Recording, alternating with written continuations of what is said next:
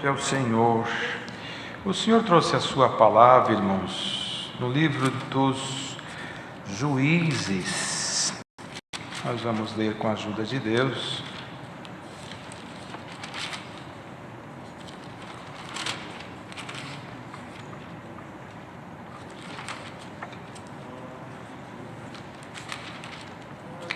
Juízes, capítulo meia dúzia.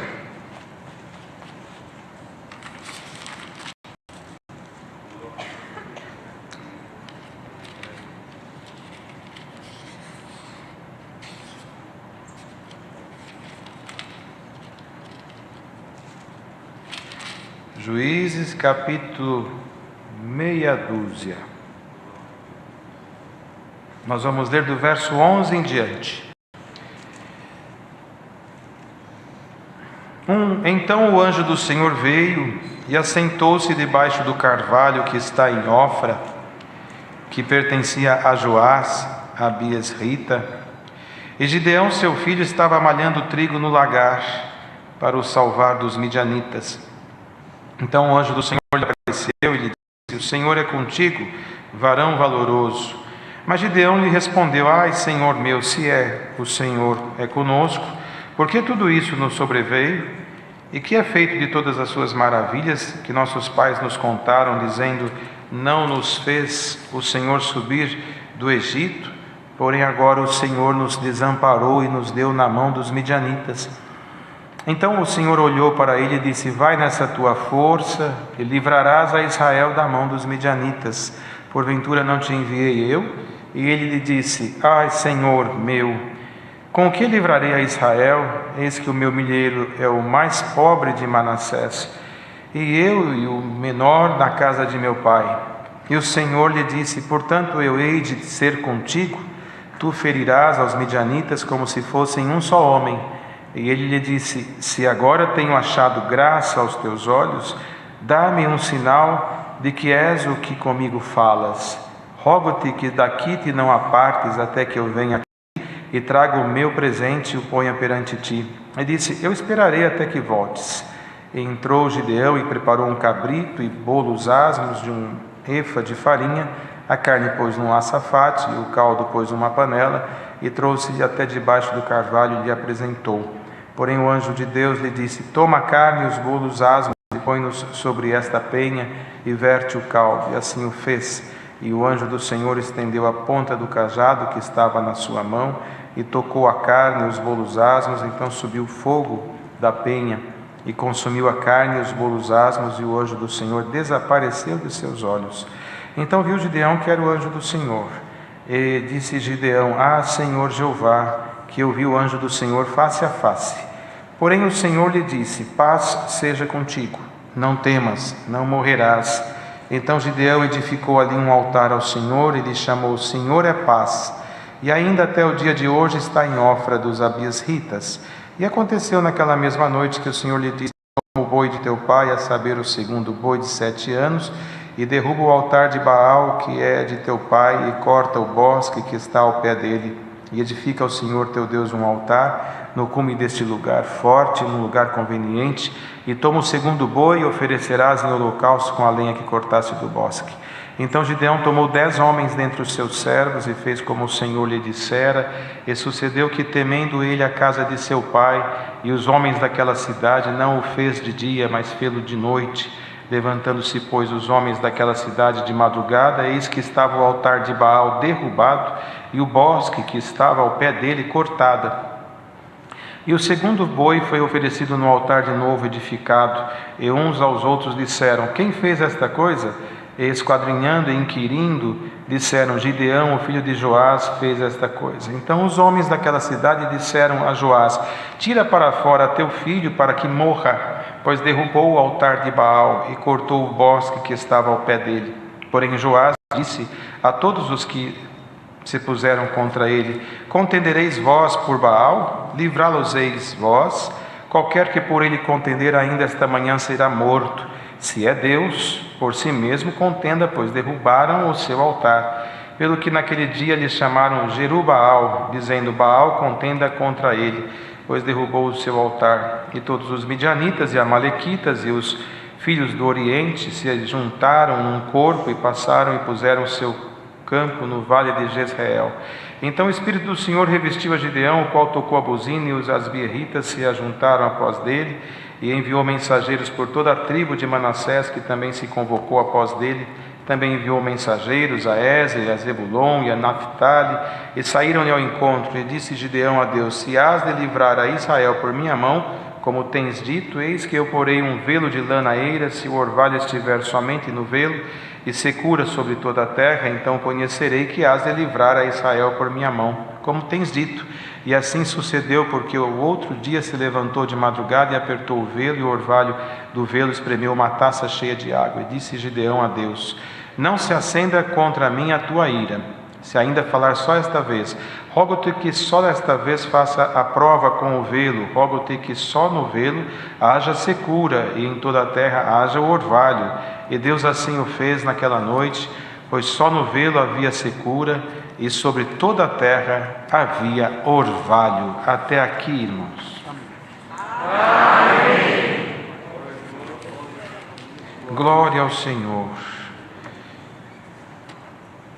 Irmãos, é claro que todos nós conhecemos muito bem o que Deus fez com Gideão, mas é importante lembrar, irmãos, que a origem de tudo isto, na verdade, Israel, o povo de Deus, ele teve um período sob a orientação de Moisés, servo de Deus, que depois sucedeu a ele Josué, mas entre Moisés e o reinado que veio como o primeiro rei Saul, passou-se um pouco mais de 300 anos. Esse período da história de Israel, o Senhor permitiu que tivesse em Israel juízes. E a palavra, as Sagradas Escrituras, nos relatam 12 ciclos, que são 12 juízes que estiveram diante do povo de Israel. Eles eram homens, teve Débora, que esteve na direção desse trabalho também, como mulher, usados por Deus com uma coragem ímpar, com uma capacidade revestido do Espírito de Deus, de defender o povo dos seus despojadores. 12 juízes, o primeiro foi Otiniel, que quando um rei da Mesopotâmia, irmãos, chamado Cusã-Risataim, este rei, ele, por permissão de Deus, Israel começou a seguir os Balaíns e os Asterotes, que eram deuses do povo do Ocidente, dos amorreus. Os Balaíns, que são como Baal, é o plural de Baal, são deuses que eles seguiam. Israel cedeu àqueles deuses, e os homens de Israel se juntou com as mulheres daquele povo estrangeiro, o que desagradou sobretudo a Deus. E Deus permitiu que Israel passasse por uma guerra muito grande com este rei da Mesopotâmia, e por 8 anos esteve sob o jugo.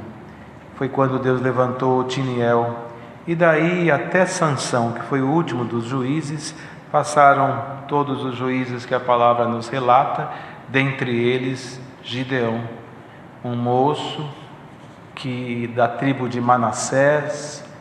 Entre a tribo de Manassés, ele mesmo dizia: sou o menor da casa de meu pai, e o meu milheiro é o menor da tribo de Manassés, que era entre as tribos, tinha os seus clãs, e o dele era o menos, de menor importância, menos expressivo.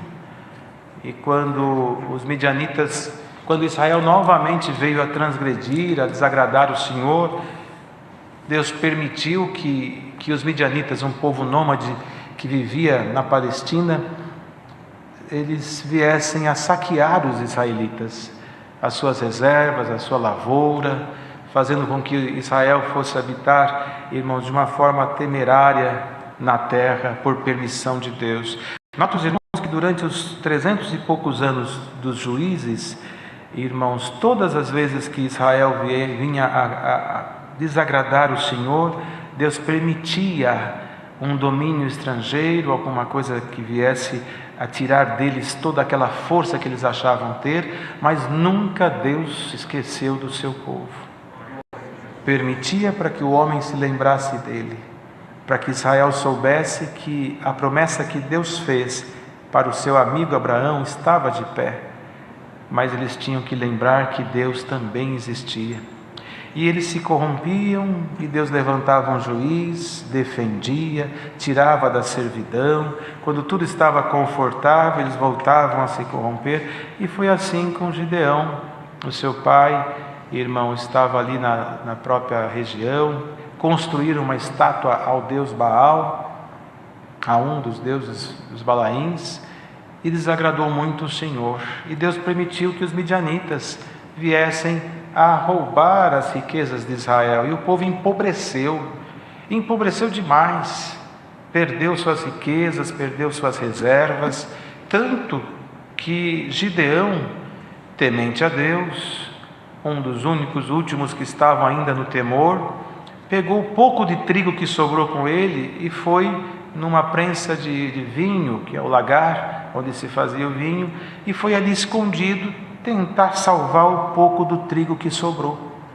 Ele estava trabalhando quando o Senhor então falou com ele. Dos 12 juízes, Gideão, um homem que se sentia fraco, um comportamento que se demonstra com um pouco de medo, um homem meio assim receoso, mas foi o único dos juízes que viu o anjo do Senhor.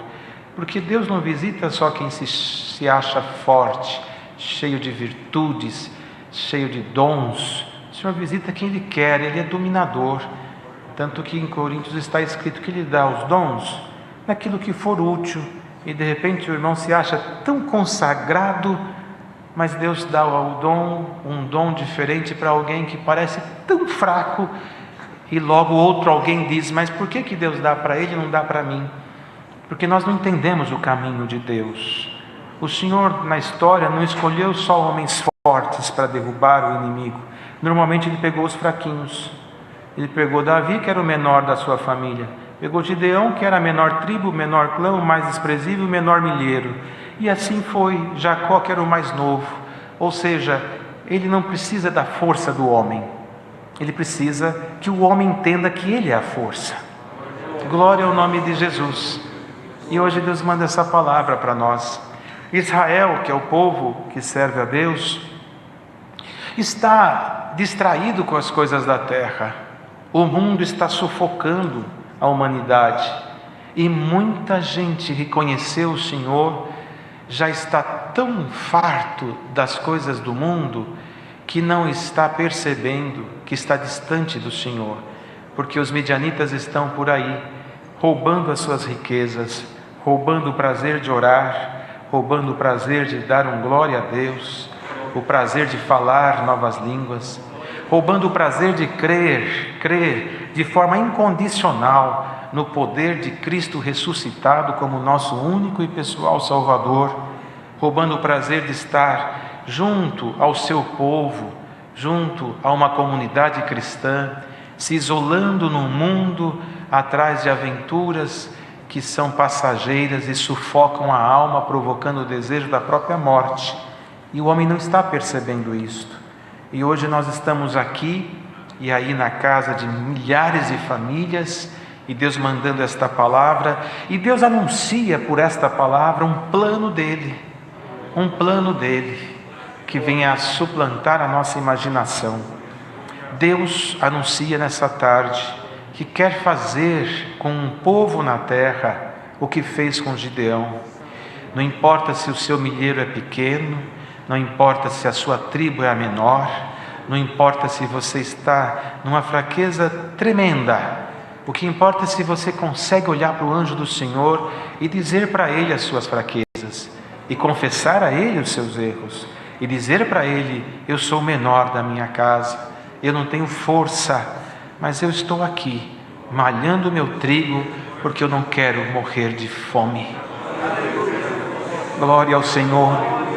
Se você tem força de dizer só isso para o anjo de Deus, a palavra começa te dizendo: você é bem-aventurado, porque Deus vai se usar de você para trazer os teus irmãos e as tuas irmãs que estão indo embora no encanto dos midianitas, no encanto da serpente, que está derrubando alguns que outrora sentavam aqui do teu lado, davam glória de uma forma tão virtuosa e animada que a igreja chegava a estremecer.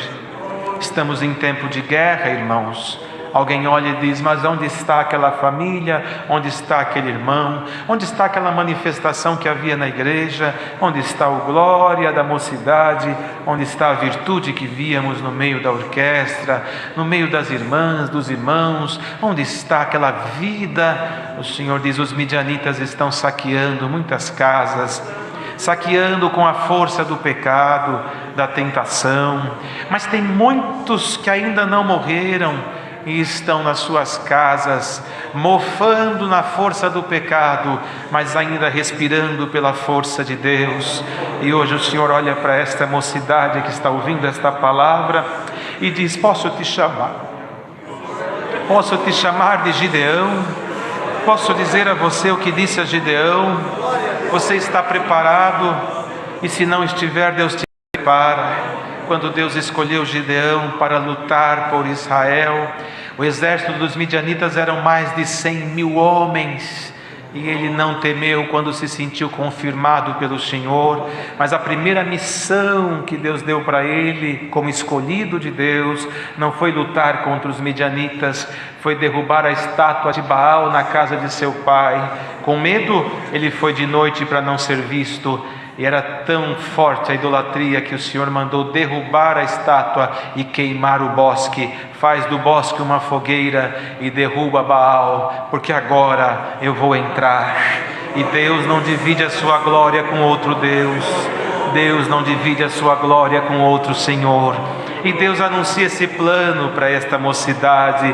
Não é a quantidade que Deus está buscando, mas é a qualidade. Você está aqui ouvindo esta palavra e você está olhando para você e dizendo: mas olha para mim, eu não tenho condição de ser usada por Deus. E o Senhor te diz por esta palavra: se eu olhasse a condição de Gideão, eu também não livraria Israel da mão dos midianitas. Pois Deus te escolhe agora para entrar na história desta palavra e sair dessa reunião de mocidade um jovem mais crente, acreditando mais em Jesus Cristo, acreditando mais na força que o apóstolo Paulo dizia: quando estou fraco, então sou forte, porque a minha força se manifesta na fraqueza.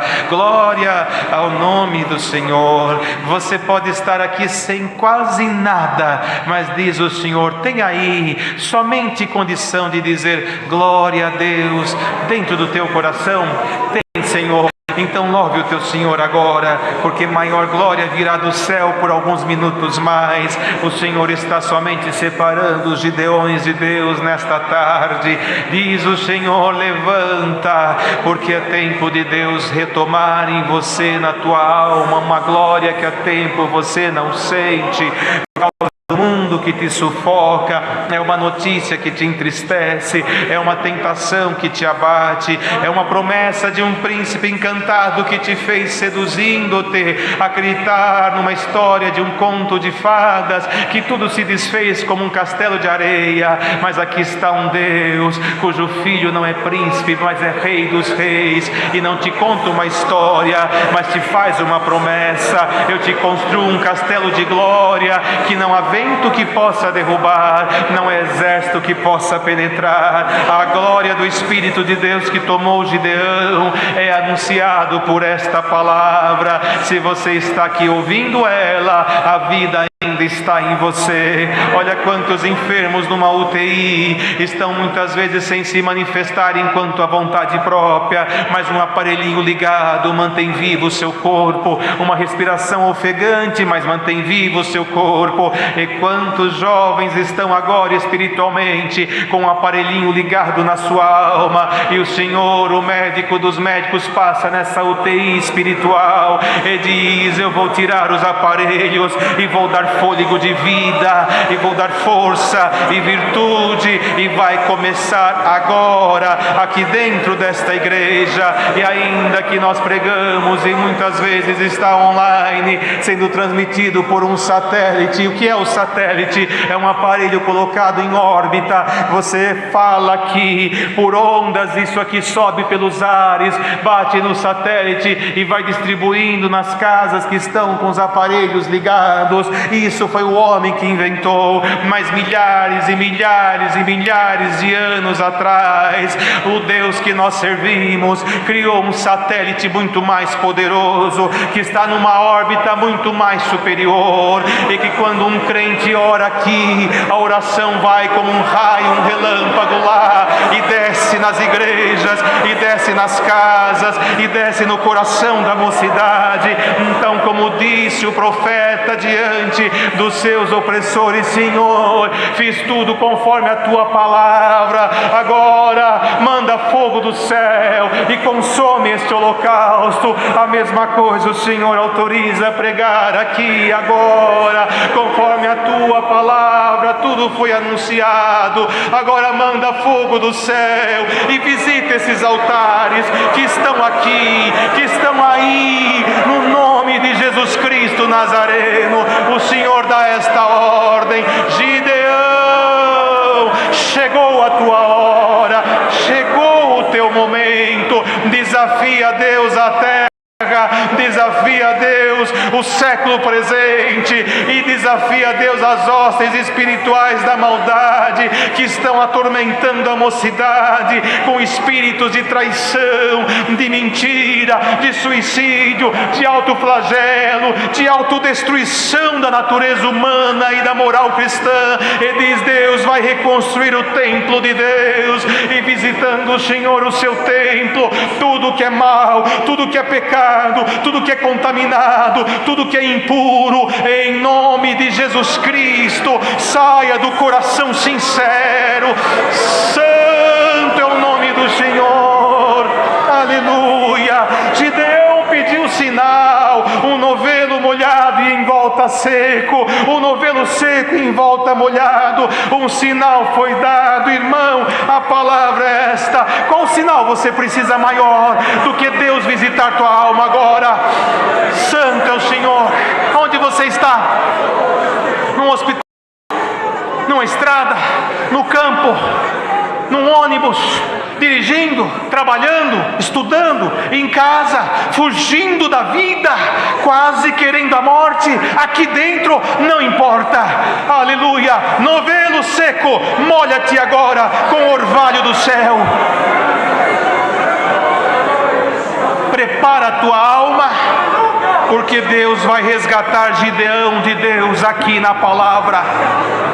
Os midianitas que se preparem, porque quando Deus mandou Gideão, ele foi, e antes que ele chegasse, o Senhor foi na frente e espaventou aquele povo, e suas riquezas, os seus poderes ficou para trás. O que é do mundo é do mundo, o que é nosso é nosso, o que é de Deus, e o que não é, não é, o que é puro, o que não é, não é. Diz o Senhor por esta palavra: os midianitas fugirão do seu caminho, e aqui está a riqueza do céu. Irmão, irmã, Deus, oração ao seu servo, e logo já vamos levantar. Não podemos ficar aqui muito tempo, mas a mocidade tem comunhão para nessa oração, por mais curta que seja, buscar de Deus os seus dons e esperar de Deus a dispensação dos tesouros. Santo, santo e santo é o nome do Senhor. Vai, ó espiões de Gideão, vai por este mundo afora.